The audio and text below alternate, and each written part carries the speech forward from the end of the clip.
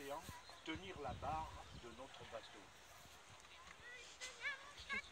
Un bateau un peu libre, lui aussi, parfois, naviguant entre les récifs de nos bâtiments A et B, comme le fut la nef imaginaire de Rimbaud, ancrée à l'ombre de l'école de la marine marchande. Vous pouvez tous devenir marins maintenant. Avec son inénarrable petit bonnet rouge de marin, il m'attrapait parfois sur le parking, heureux de pouvoir me raconter avec son riche bagou l'histoire de notre résidence, émaillée de bribes de la sienne, histoire, qui lui échappait parfois, prolixe, savoureux, intéressant et si amical, que tout nouvel arrivant, j'avais été un nouvel arrivant, que tout nouvel arrivant l'estimait immédiatement comme un ami dévoué à la cause commune.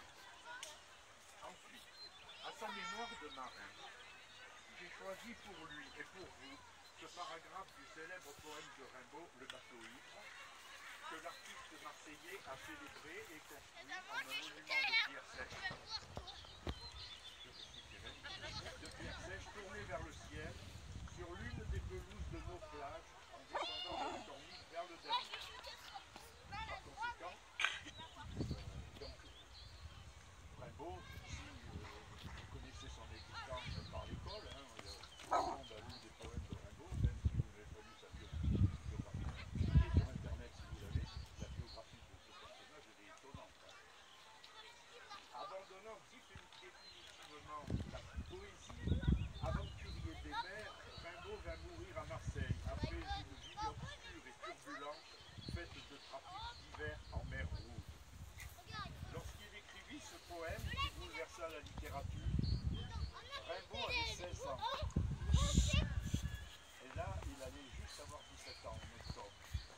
Avec 16 ans, c'était le printemps, en mai 1871. C'était la Révolution, c'était la Commune de Paris. Et par conséquent, il était partisan de la Commune de Paris, mais comme il était trop jeune, il n'avait pas pu y pénétrer. Il était du nord de la France, mais néanmoins, son cœur et son âme et son activité étaient pro-commune. Alors voici le paragraphe, la strophe plutôt.